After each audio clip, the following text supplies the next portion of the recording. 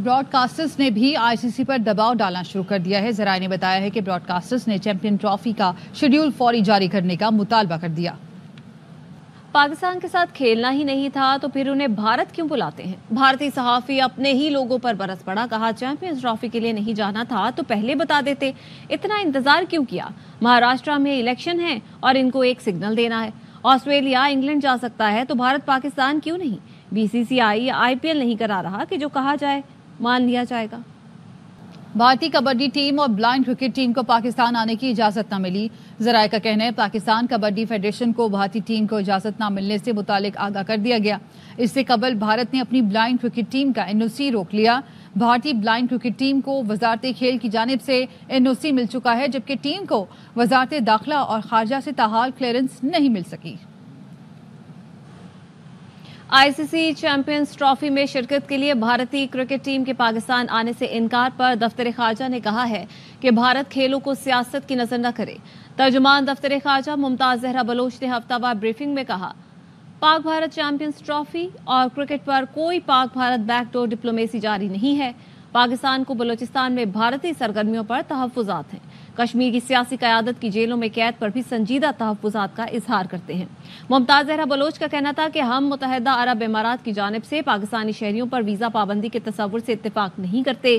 ایک سوال پر ترجمان نے کہا کہ چینی باشندوں کے حوالے سے میڈیا افواہوں کا جواب نہیں دے سکتے. انسداد دہشت گردی سمیت متعدد موضوعات پر مضبوط رابطے موجود ہیں. پاکستان اور چین کے باہمی اعتماد کو نقصان پہنچانے کی کوئی کوشش کامیاب نہیں ہوگی. ممتاز زہرا بلوچ نے مزید کہا کہ ہم افغان انتظامیہ سے پھر کہتے ہیں دہشت گرد گروہوں کے خلاف کارروائی کریں. پاکستانی عوام کی برداشت کو زیادہ مت آزمائیں. بانی پی ٹی آئی اور اہلیہ کی توشہ خانہ بند کیس میں سزا کے خلاف اپیلوں پر سماعت.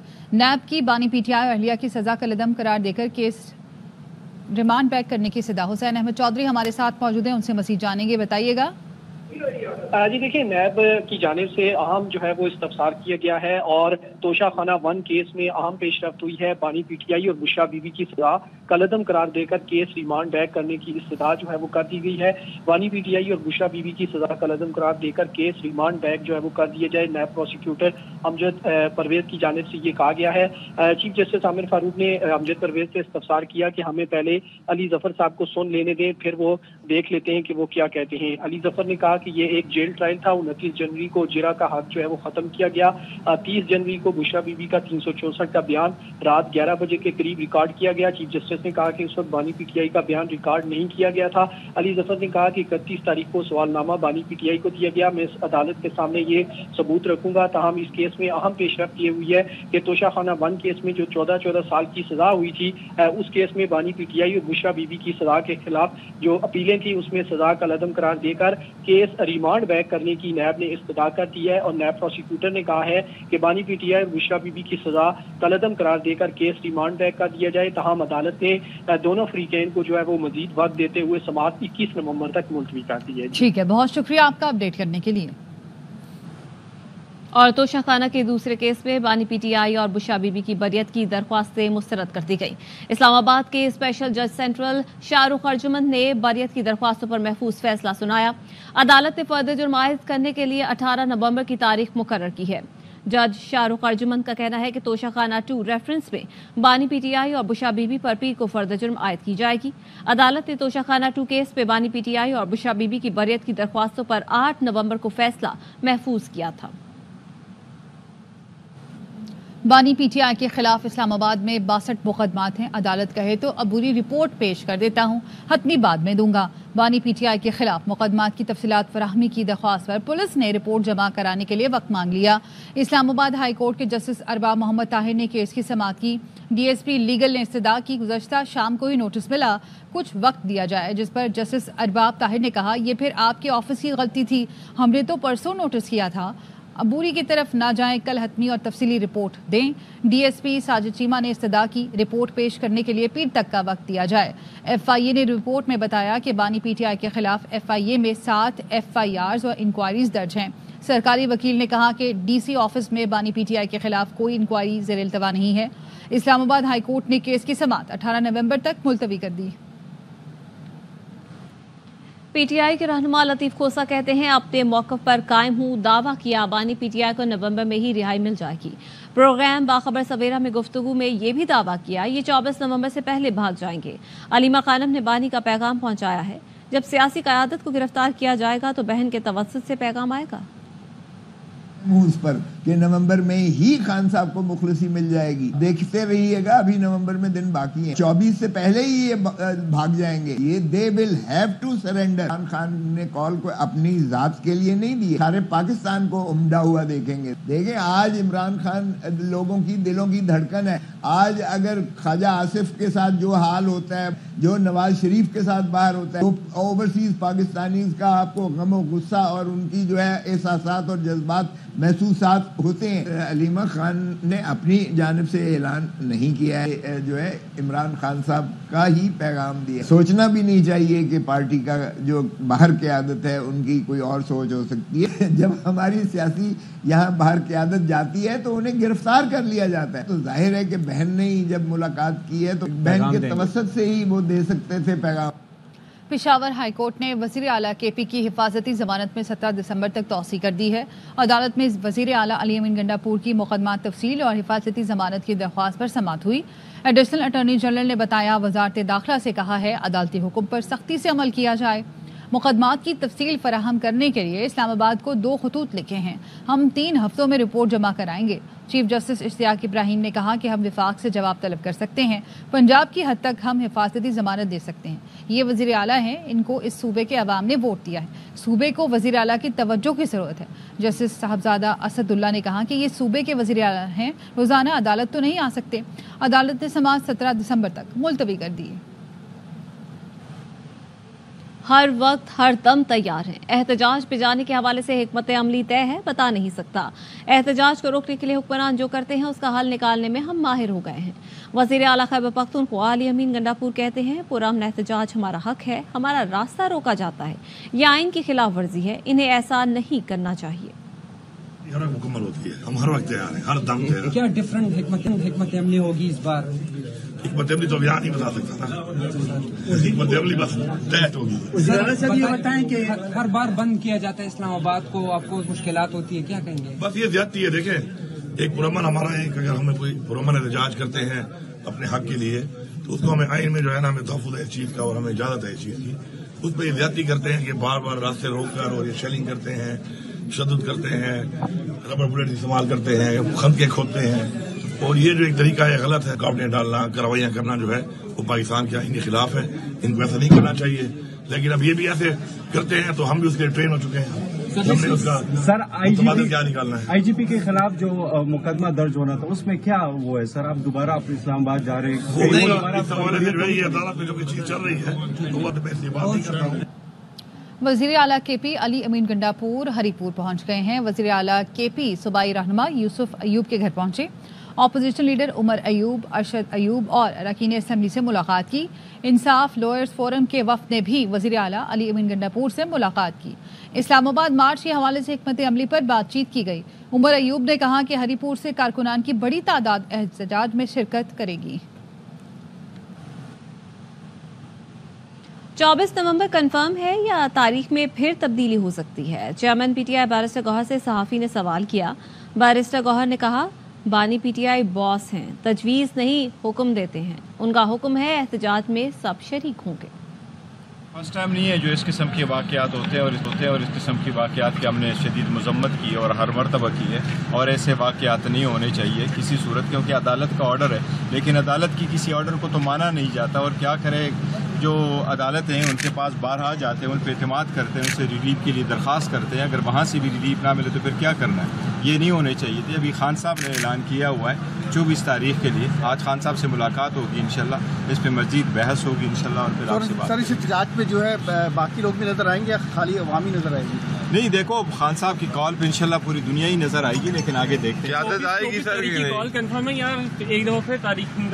دیکھیں میں آپ کو ایک چیز بتاؤں، خان صاحب از خان صاحب، he is the boss, he doesn't recommend, he orders, we follow. لیکن بات نہیں ہوئی، چونکہ خان صاحب سے نہیں ہوئی، اس لیے وہ الگ بات ہے۔ آج جائیں گے خان صاحب سے بات کریں گے، پھر واپس آج میں ساری ہوں گے، دیکھو نا خان صاحب کا آرڈر جو علیمہ خانم کا کہنا ہے بانی پی ٹی آئی نے 24 تاریخ کی فائنل کال دی ہے. کہا ہے کہ آپ احتجاج کی تیاری شروع کریں. یہ کتنے لوگوں کو پکڑ لیں گے؟ 10,000 پکڑ لو، اتنی تو جگہ بھی نہیں ہے. کراچی اور کوئٹہ کے لیے کہا ہے کہ آپ اپنے شہر میں احتجاج کریں. 20 تاریخ کی جو فائنل کال ہے انہوں نے کہا ہے کہ یہ آپ پاکستان کے لیے نکلیں. انہوں نے یہ بھی کہا ہے کہ 24 تاریخ کی تیاری کرنا شروع کریں. اس میں مل کر آپ بیٹھیں. جانا کیسے ہوتا یہ ہے کہ 10 15 20 گاڑیاں جب اکٹھی ہوتی ہیں پھر ان کو سب کو اریسٹ کر کے لے جاتے ہیں. آئینی حق ہے کہ آپ 24 تاریخ کو اپنا احتجاج کر سکتے ہیں. کسی چیز سے ڈرنے کی ضرورت ہے. جو مریم نواز کی پولیس ہے کیونکہ خود تو وہ کہاں سوئٹزرلینڈ میں بیٹھی ہوئی ہے، ان کی جو پولیس ہے ان کو پیچھے یہ انسٹرکشن دے کے گئی ہیں کہ ان سب کو پکڑ لو. کر لیں گے 10,000 بھر دیں گے، یہاں تو کیپیسٹی نہیں. اور ہمیں پتہ ہے کہ کہاں کہاں کنٹینرز. بالکل غیر آئینی چیز کرے گی مریم نواز کیونکہ یہ اس کا صوبہ ہے. اور اسلام آباد میں جب پہنچیں گے تو شہباز شریف کا صوبہ ہے. خود تو یہ سوئٹزرلینڈ میں بیٹھے ہوئے ہیں. انہوں نے کنٹینر کے پیچھے کر دینا ہے. پھر ہم بھی ایک دن کنٹینر سے سائڈ سے کھیت میں سے اتر کے گزر گئے تھے. تو اس کے اندر اب اس کے لیے کمیٹی کہاں سے؟ آپ بتائیں کہ کمیٹی آپ بتا دینا کدھر سے گزر. آپ اگر مایوس ہو کر تو کوئی نہیں بیٹھے گا. آپ نہ فکر کریں. جو ہمیں رسپانس آ رہا ہے نا کل سے ہم پریشان ہو گئے ہیں. سب کو سمجھ آ گئی کہ عمران خان نے کال دی اور انشاءاللہ ہم پہنچیں گے. بانی پی ٹی آئی ملک کو یرغمال بنانے اور دھمکانے کی کوشش کر رہے ہیں. پی ٹی آئی جلد سے جلوس کرے لیکن 9 مئی جیسے واقعات دوبارہ نہیں کرنے دیں گے. وزیر اطلاع سندھ شرجیل میمن کی پریس کانفرنس. کہا لوگ اب اس طرح کی کال کو ایک کان سے سن کر دوسرے سے نکال دیتے ہیں. تاریخ جو بھی عمران خان نے کال دی ہے، کس چیز کی کال دی ہے؟ آج جو پی ٹی آئی دنیا میں رو رہی ہے، ان کو کچھ ایکسٹینشنز پر بھی اعتراضات ہیں. کیا یہ وہی عمران خان صاحب نہیں تھے جنہوں نے خود ایک دفعہ ایکسٹینشن دی تھی؟ ان کا اقتدار جا رہا تھا. باجوہ صاحب کو عمران خان صاحب نے نہیں کہا تھا کہ میں آپ کو لائف ٹائم ایکسٹینشن دینے کے لیے تیار ہوں. آج یہ جو آپ پھر ملک کو یرغمال بنانے کی کوشش کر رہے ہیں یا ملک کو دھمکانے کی کوشش کر رہے ہیں. اب لوگوں نے عمران خان کی کال کو ایک کان سے سن رہے ہیں، دوسرے کان سے نکال رہے ہیں. کہ آپ نے کتنے بیانات عمران خان صاحب کے دیکھے جس میں انہوں نے کہا کہ لوگ نکلیں باہر، پورے ملک سے لوگ باہر نکلے. لوگ نہیں نکل رہے ہیں. آپ کی کال کو لوگوں نے سیریس لینا اب بند کر دیا ہے. مہینے میں 1-2 دفعہ آپ اس طرح کی کال دے کے آپ کیا کرنا چاہ رہے ہیں؟ ملک میں انارکی پیدا کرنے کی کوشش کرنے جا رہے ہیں. ریسنٹلی لنڈن میں چیف جسٹس قاضی فیض عیسیٰ صاحب کے ساتھ جس طریقے سے بدتمیزی کی گئی اور کل پھر خواجہ آصف صاحب کے ساتھ بھی جو افسوسناک واقعہ پیش آیا، یہ چیزیں پاکستان میں ہونا شروع ہوئی تو اس کے نتیجے خطرناک اور ہولناک ہو سکتے ہیں. ہم تو کہتے ہیں پی ٹی آئی کو جتنے جلوس کرنے کر لیں، نکالے بیٹھ کے. ہم کہتے ہیں یس 9 میں جیسے واقعات کرنے نہیں دیں گے. اڈیالہ قیدی کو جیل سے نکلنے کے لیے لاشوں کی ضرورت ہے. وزیر اطلاعات پنجاب عظمہ بخاری کہتی ہیں اڈیالہ جیل کا قیدی خونی انقلاب کے خواب دیکھ رہا ہے. وفاق پر حملے سے صوبے کی کون سی خدمت ہے؟ آئین میں کہاں لکھا ہے کہ ایک وزیر اعلیٰ ہر ماہ فیڈریشن پر چڑھائی کرے گا؟ جو پیسہ عوام کی فلاح و بہبود پر خرچ ہونا چاہیے وہ جلسے اور احتجاج پر خرچ کیا جا رہا ہے. عدالت کو علی امین گنڈا پور سے عوام کے پیسوں کا بھی حساب لینا چاہیے. علی امین گنڈا پور کو حکومتی امور کے لیے مریم نواز کے ویژن سے سبق سیکھنا چاہیے. بشرا بی بی نے پی ٹی آئی کے اراکین پنجاب اسمبلی کو کل پشاور طلب کر لیا. ذرائع کا کہنا ہے ملاقات میں 24 نومبر کے احتجاج کے حوالے سے مشاورت ہوگی. بشرا بی بی بانی پی ٹی آئی کا اہم پیغام بھی اراکین اسمبلی کو پہنچائیں گی.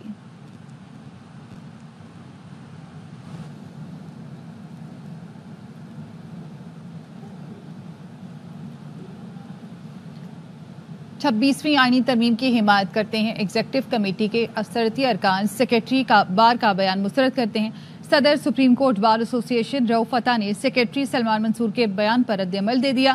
سیکریٹری سپریم کورٹ بار نے 26ویں آئینی ترمیم کو جمہوریت کے لیے خطرہ قرار دیا تھا.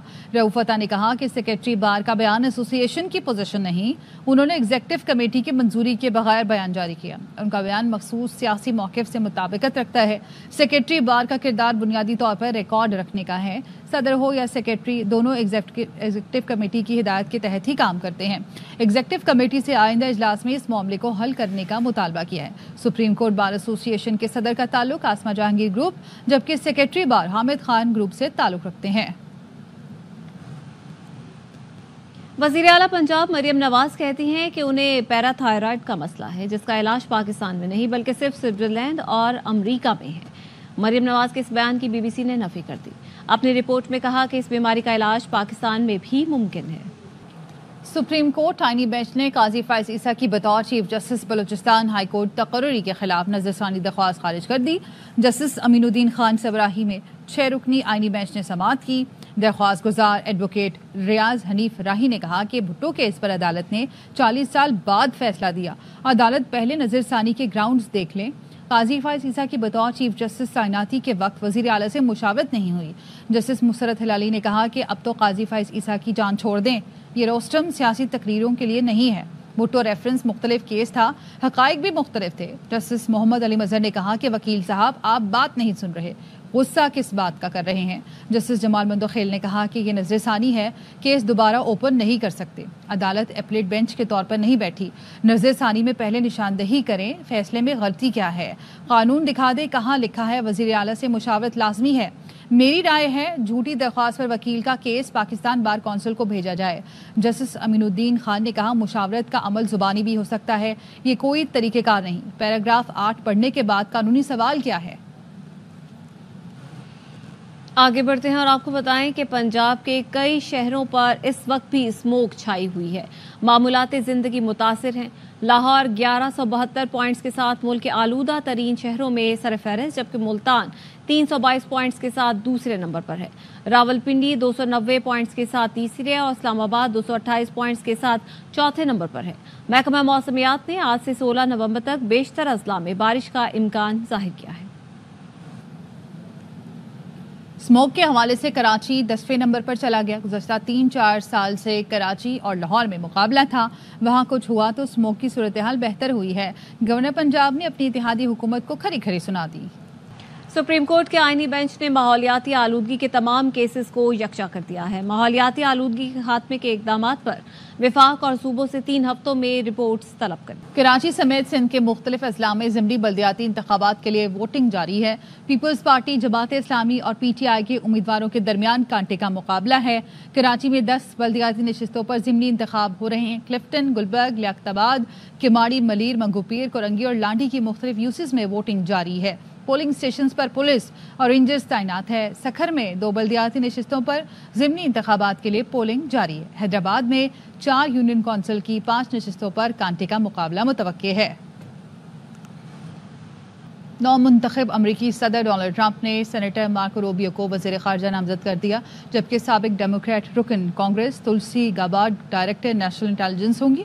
مارکو روبیو کئی ماہ تک نائب صدر کے امیدواروں کی فہرست میں شامل تھے. ٹرمپ نے قریبی ساتھی میٹ گیٹس کو اٹارنی جنرل کا عہدہ دے دیا.